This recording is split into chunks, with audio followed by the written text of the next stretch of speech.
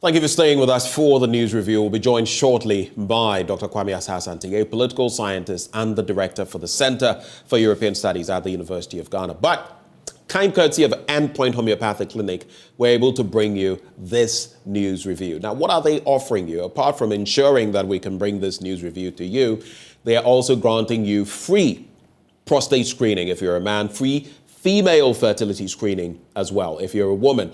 And so here is where you can find them all across the country. Here in Accra, they can be found at Spintex opposite the Shell signboard. In Kumasi, Kronomabwe behind the Angel Educational Complex. In Takrade, Anaji Estates, in Tema Community 22, Techiman Hanswa, and Esiama Enzima. Now, I'm sure you'd like to pick up your phone and give them a buzz to find out what other packages they have lined up for you. The numbers to call 0244 867 068, 0244 867 068. Alternatively, you could call 0274 234 321. 0274 234 321. Endpoint Homeopathic Clinic, the end to chronic disease. We're grateful that you took the time to join us. And this morning, as we get into the news review, we'll be looking at a number of major stories in the papers. But those two big stories we're going to be looking at, I'd like to know what your reflections are on them, even as we start this conversation from here. The IMF's projections that our economy is going to grow by 1.2 percentage points less than what was projected. 2.8% was what was projected by the IMF for 2023. Now it's been revised to 1.6%. That is only going to mean a further tightening of our financial space, our economic space. What do you think that means? However, the point to take stock of is that the growth projections for our country in terms of the economy for 2024, the coming year, is projected to hit 2.9%. Here's the area of interest. In electoral years, with the electoral cycle, when it comes up, there's a lot of overspending. Even now that we have an IMF program, the tendency is still there. Whether we'll be able to manage things at the macro and microeconomic level is another thing altogether. But especially if you have any experience with faulty traffic lights, traffic signals, wherever you are, you could just shoot us a message this morning. Starting from now, I'll note all of them. And as we get into that second belt of the conversation, we'll bring that to bear. But as we await Dr. Kwame Asah-Asante, who has now actually joined us. Doc, good morning. Welcome on the AM show. How are you, my brother?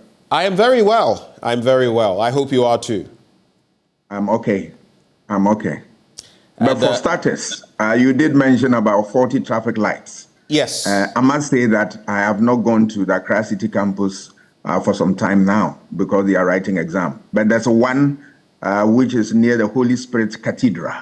I don't know the state of affairs now, but part of it doesn't work, especially when you are driving from the Electoral Commission and you're trying to turn left onto the street that leads you to Tigo and City Campus.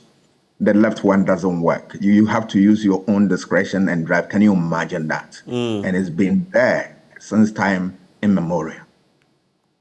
And I will corroborate what you're saying because I used that stretch maybe a month or a little over a month ago, and that was the situation. I also experienced it. So what you're saying is the reality. Hopefully we'll be able to bring to bear some change as we get into these all-important conversations this morning on the AM show. But let's get into the papers now. And should I forget, the Daily Guide newspaper captures it, so I guess we'll get into that. The Brian Acheampong saga. You shared your thoughts with me yesterday, and today there's a new development. We'll be getting into what the NDC has said, what the MPP is saying, and what do you think the way forward is in terms of maybe political strategy. But the Daily Graphic, don't create tension in country. Peace Council to party political actors. And the National Peace Council has cautioned political leaders to be mindful of comments they make in the public, which have the tendency of creating tension and affecting the peace of the country. Quote, let's be careful with what we say and how we say it, to ensure that it does not bring instability and unnecessary tension into the country. The chairman of the National Peace Council, Reverend Dr. Ernest Edudzi-Dzemfi, said in an exclusive interview with the Daily Graphic. Now, the interview was in the context of how to maintain and deepen the prevailing peace as the country approaches political electioneering season, with the two biggest parties, the New Patriotic Party and the National Democratic Congress, preparing to elect their flag bearers.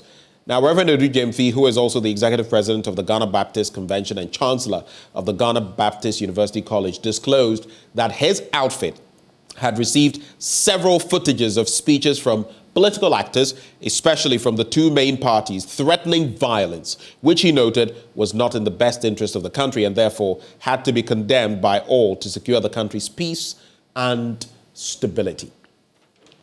I was talking about some of those later developments. You would see on the front page of the Daily Guide, Brian Acheampong Bruhaha, arrest Mahama, NPP replies NDC. So the latest dynamics, Abraham Amaliba, head of legal affairs with the NDC, presented a petition yesterday to the head of the CID that Brian Acheampong had to be arrested. That was the bottom line. In response, the NPP has said, then former President Mahama, together with the current chairman of the party, formerly the General Secretary, Johnson Asiedu Nketia, ought to be arrested as well for comments they have made in the past.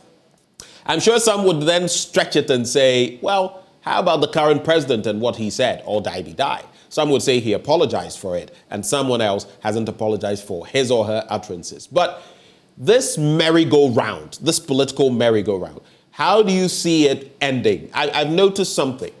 Our political parties never accept blame.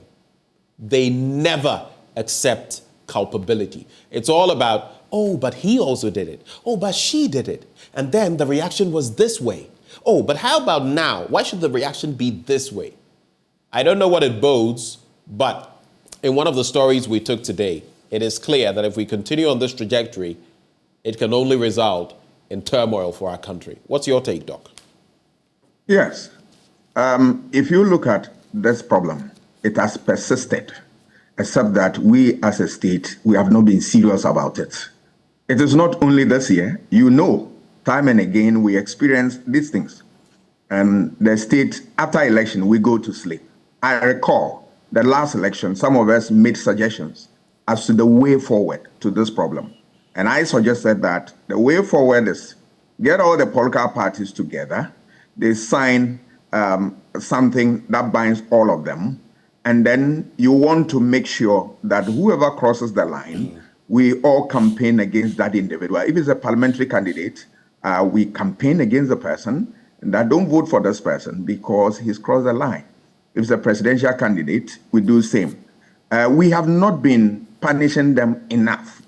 We always that sounds like a council, like today, the young people will say that's a council culture that you're fostering. In other words, counsel these people. Don't give them any, it would mean, for example, if these people do things that we don't want, don't even engage them as media. Don't give them credibility and all of that. That's what exactly so. Right. Exactly so. But we as a society, we have slept on our right. We don't know what to do with our right. We have to punish them so that they will stay away. Once we get somebody, all right, and then use him as a scapegoat, you realize that everybody will stay serious. But for now, if we don't do that, all that it can be is a talk shop. We discuss the issue, is a threat to the society, is this, is that, and at the end of the day, we go to sleep. More so, when we are getting close to election, you are likely to have some of these things coming up. But what you do is what you put on paper and you let it be a binding document. Then you enforce it rigidly. Then you are in business. Doc, we've got to the point where, and some have suggested, we're in dire need of a third force to bring some sanity into our system, because there was a monopoly at a point in the Fourth Republic. Then there came a duopoly, what we have currently. And some are saying that if we don't have other intermediary forces, these two political parties, the NPP and the NDC, could sink the ship of our country. through their utterances, through their actions. Look at what is happening with the Electoral Commission. What has happened in the past and what is happening now. You don't need to have a crystal ball. You don't need to be a soothsayer. Look, I engaged, even yesterday, I think, when I spoke to, I don't know whether I brought it up, Ras Mubarak, former Kumbungu MP. It is clear that should the NDC recover power, the Electoral Commission, there's going to be a shake-up there. It is clear from what they have said, many individuals, prominent individuals in the party, procurement breaches, they say that was what was used to oust Charlotte Osei, and Jean Mensa has engaged in saying. And so we'll go through the same processes. What do you think that would mean for our democracy? Look at the latest appointments to the Electoral Commission. I find all of these incredibly troubling. And I look at it this way. If we don't get some sanity into these political parties, we're going to have a big problem on our hands. I don't know how else we can resolve this, and how else we can get these two political parties that always want to be right to see that, no, at this point, I am in error. I have found some of the justifications of the current situation, the utterances by Brian Achampong, laughable. I have also found some of the justifications of utterances from the other side, the NDC, laughable. When? Ben, I can share your pain. I'm sharing in your pain. It is a pain that we all share. And the earlier we did something about it, the better. What we have to do is, one, build strong institutions. Our institutions are not strong. When I say institutions, what do I mean? I'm talking about the rules, the regulations, and the norms. We have not enforced them. They are there, but we have not enforced them, allowed them to work. All right? Where we need changes, we should be quick to change those institutions and let it reflect the changing circumstances of the time. Where people cross the line, like the appointment you are talking about in terms of the EC appointment, where you have politically exposed people going to occupy that office, there should be a way to deal with it quickly without having problem. But having said this, on your first question, that are we likely to have a third force, which you think that could be the savior? I'm afraid you may even have a third force, and it can be worse if we are not ready to build institutions that will stand the test of time and work. But looking at the third force itself, you are not likely to have a third force in the next 10, 20, or even 30 years to come. Why am I saying that? We have a two-party system, and every country where there is a two-party system, it means that there are so many parties in the state, only two have what it takes to win power and form the next government. If you look at what we have now, only two, NDC MPP, can win power and form the next government. What if the smaller parties, they've struggled to do that, but what if the smaller parties, especially those that lean towards the CPP and Nkrumah's agenda, what if they came together? Would that possibly stand a chance? They can make it. I did the research with our team. I have a team of friends. We did work from 1992 up to 2020. And all those parties, I'm talking about all the smaller parties, minus NDC MPP, put together, their average performance have not gone beyond 4% during election. So what are we talking about here? You need to cross the 50% threshold in order to win presidential election. And they put all together, their strength can go beyond 4%. So it tells you that the third force is a dream, perhaps a mirage. Is it not because they are separate entities that are not able to rally around one agenda, one leader? Is that not the case? It is not the case. The case is that if you look at where two-party systems are entrenched, a third force becomes difficult to come to the fore. We started from UGCC, CPP, two-party. Then we crossed to independence. CPP struggled with UP. All right. Then we go to the Fourth Republic, where the CPP fizzled out, and we were replaced by NDC, which has their roots from the CPP. So now it's NDC, NPP. And if you look at the NDC, Most of the guys who are in there believe in the CPP tradition. They are there. So obviously the CPP will not gain root at all. There are a lot of people who are in the CPP that if given opportunity to join any party, they will not join the NPP. They will rather join the CPP because they feel that that's their home. And within the CPP, I can tell you that little work that we do, we realize that there are people who are in there and they are not ready to support even the CPP to gain roots and the rest of them. It's been difficult for them. Their leaders, they've tried it many times. PNC, CPP, NIP, and the rest of NCP, talk about all of them. But because of the deep-rooted situation that we have within the political system, that is from the MPP and CPP, UP and then Rawlings tradition, two-party state has come to exist. And if we don't take care, it can last for a very long time. We have seen examples in African countries such as Botswana Democratic Party. They rule from independence up to now, that a few elections that they've lost. If you look at India, they rule over 50 years. If you look at countries, sometimes 56 years, 60, and the rest of them, two-party state. Look at even America, Republican, Democrat, they've ruled forever. Look at Labour and Conservative in Britain, they rule forever. All right, so a two-party tradition is very difficult to break.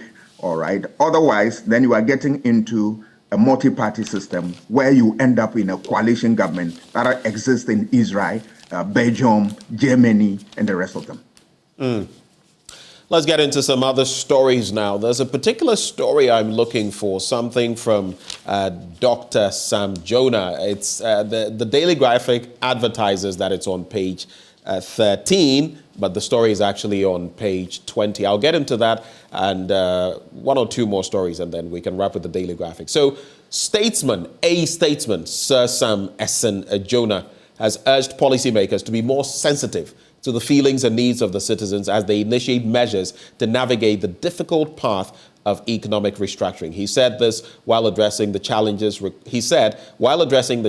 Required sacrifices from everybody. The revival process had to be empathetic, such that it did not exacerbate the difficulties facing citizens. Now, this is something that he said. I don't know why the Daily Graphic is rehashing this, because we've spoken about it, I think, as far as a week and a half or 2 weeks ago, but still pertinent, as he says that this is not the time for blame game. We need to focus on a constructive spirit to get us out of the mess we find ourselves in. So he's talking about the fact that we should give a human face to getting out of the economic doldrums, but at the same time, we shouldn't play the blame game, and we did find ourselves in a big mess, and we needed focus, a constructive spirit to get there. But here's something else. Here is why I even bothered to go into that story. Constructive spirit.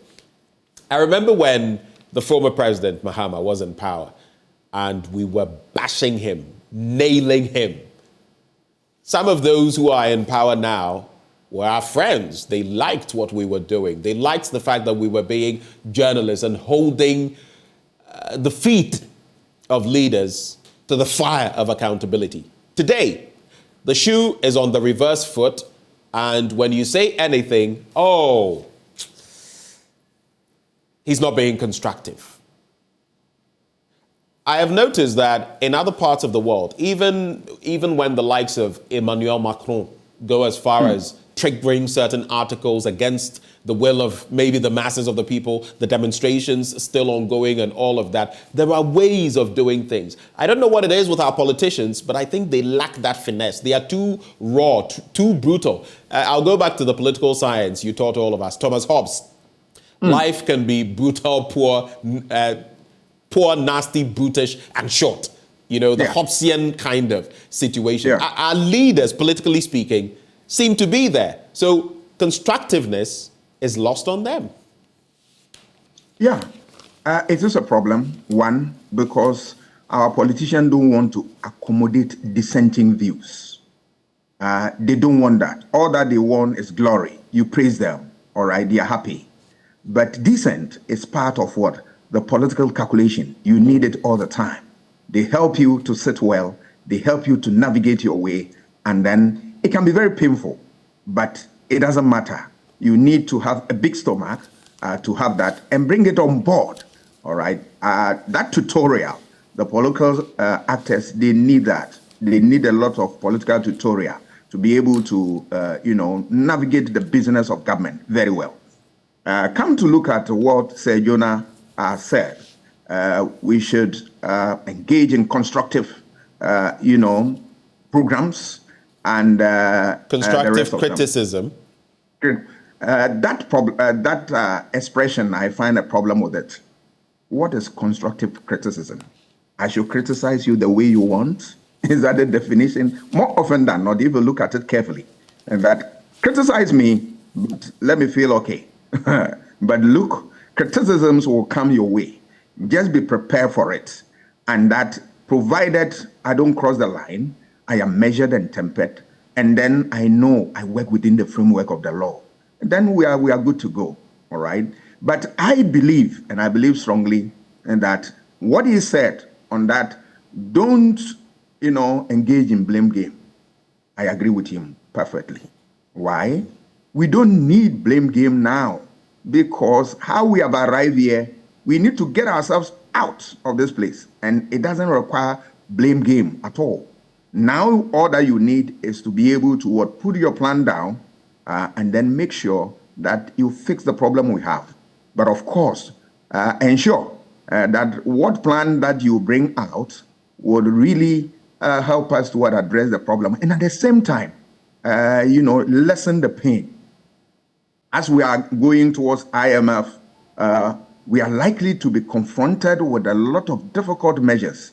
But what we can do for ourselves, I am sure that is where the great man is coming from, that we need to be very careful so as to not to exacerbate the situation, and that our political leaders need to think right and get this thing fixed. Now, Accra hosts World Book Capital April 24, and for the next 12 months, the global attention of education will turn to Ghana for various reading initiatives and activities as Accra hosts this year's World Book Capital. The United Nations Educational, Scientific and Cultural Organization, that is UNESCO, chose Ghana to host the 2023 World Book Capital, an initiative that focuses on developing the book and creative arts industries, which for me, I didn't even think of this when I looked at the story. That library in Airport around Gold House, which was opened at a point. For a long time, it hadn't been opened. Then there was a launch. Whenever I pass by that stretch, I don't see any activity there. It doesn't appear there's any life there. Did we just, and I could be mistaken, if I am in error, I would admit it. But every time I pass there, no matter the time of day, earlier in the day, even if it's in the morning, if it's in the afternoon, if it's in the evening, dead, no activity. Did we just launch the place and then what? It's a kiddie, library. It's a magnificent edifice close to the Zenith Bank. Close to this pharmacy, there's a hotel, a pharmacy, and then the Zenith Bank. I don't know, but in line with this, if we are not making the most of it, I think we ought to. On the international front, huge security operation for Joe Biden's visit to Belfast in Northern Ireland, and that's going to be a bit of a historic visit. We also remember at this point, it just brings to mind the history. John F. Kennedy, who had Irish roots. IMF predicts fall in interest rates, and I'll just take this story because we're talking about the IMF and our own growth projections for this year and the next. Interest rates in major economies are expected to fall in the future because of low productivity and aging populations, according to a forecast. At least when it comes to aging populations, we don't have that problem. Now, the International Monetary Fund says increases in borrowing costs are likely to be temporary once high inflation is brought under control. That is another situation we are facing here. It has become critical because borrowing has gone that high. And if you're already on a facility, it has gone that high, and many people are bleeding. So those are the projections there. And finally, tough-talking Erdogan lashes imperialist West, and the president of Turkey or Turkey, if you like, on condemned, quote, global imperialists and played up Turkey's might as he unveiled his Islamic-rooted party's manifesto in next month's knife-edge parliamentary and presidential polls. It's interesting, the sort of tightrope Erdogan walks, because on one end, he is in bed with the West. If I'm not mistaken, he is with NATO. But on the other end, there's a whole new dynamic. And again, maybe since we're talking politics here, Erdogan has been in power for a long time. I don't know what you think about what his achievements so far have been when it comes to making Turkey a better place. I don't know. I'm just thinking all around. If you have any ideas, any thoughts, you can share them so we can move on. Right. If you look at Turkey, there is that difficulty on the part of their political leaders where you are part of Europe and at the same time you also lean towards the Middle East or the Arabic world. That also creates a division in terms of your foreign policy posture. What is it that you have to do? You need to craft it in such a way that you're able to serve the two interests very well without compromising on your own interests. And that balancing act has been the difficulty with Turkey in trying to make giant strides. If you look at how they have grown the economies and the rest of them, we believe that if had it not been that type of difficulty, they would have done far better. But they know how to handle their problems. So we'll leave them for now, and we hope and pray that they'll be able to resolve these things and then get the business done very well. But if you look at all these things, you realize that Turkey, in spite of everything, is doing well. Let's look at the Book Capital project you talked about. A very wonderful program, and it's good. Anything that leads to production of book and dissemination of information from it and giving people the opportunity to have access to content that will really help to build society, I am all for it, and it's a good thing. All right. If you go to some of the powerful states, or you come across important libraries. I was in Harvard Library, one of the greatest in the world. Any book published under the sun, there's a copy there. So you can imagine, if you are a researcher, you are not in need of any material. Just go there and then you are good to go. Other universities have similar facilities and it's working well. My own school, UJ, in spite of scarce resources, we've done a lot by equipping our library, making sure that the department libraries, the hall libraries, they exist. And they are getting, even now, we are getting services, electronic data, and the electronic articles and electronic books and the rest of them. If you come back to the issue of the national one, I have also gone around and then you see some of our libraries in activity. You go there, even books. I used to, patronize the Accra Library, which is close to the Supreme Court, a lot with one of my friends who is one of the big political actors today. And we've been using that place. And those days, and even up to now, I don't see much activity. I may be wrong because I've not been there for a very long time. But a few periods that I visited, I thought that we need to support the library and then encourage the culture of reading. Let people just walk there and read for leisure, for knowledge, for research, and all that. That is not what is happening here. So you can put in all the resources, put up these edifices, but at the end of the day, people will not patronize. So it doesn't serve the purpose for which they were. We need to strengthen. If it doesn't exist, we need to build one from the secondary schools, the primary secondary schools up to the university, so that people become in tune with the practice of going to the library and then research, read, and then have a discussion. So Francis Bacon said that even the best of all scholars, you need to what? Read, because reading maketh a man. It said writing an exact man, and conference, then you are a ready man. So you need to read, you need to conference, and you need to what? Put your thoughts into writing, and then you are good to go. I think this culture we need to Hello, Doc. Well, we'll try to get Dr. Asa Asante back, maybe just to conclude the conversation. But the Finder newspaper rapidly set up creditor committee for Ghana. U.S. Treasury Secretary Janet Yellen appeals. And I wanted to wrap with these two papers, the Daily Guide newspaper and the Ghanaian Times. Now, the Daily Guide newspaper on page 6 talks about that situation with many people involved with the murder or an assault on security operatives. So, soldier killer, end quote, because it's not been confirmed, granted bail. And one of the 6 suspects standing trial for the murder of Tupa Sheriff Imura Taifa, a suburb of Ashaiman in the Greater Accra region, Ibrahim Abdul Rakib, has been granted bail on health grounds. He has been granted a 150,000 Ghana cedi bail with 3 sureties, 2 to be justified with landed property by the court presided over by Simon J. Gaga. So that's the first situation. In the second, cop beaters granted 70,000 Ghana cedi bail.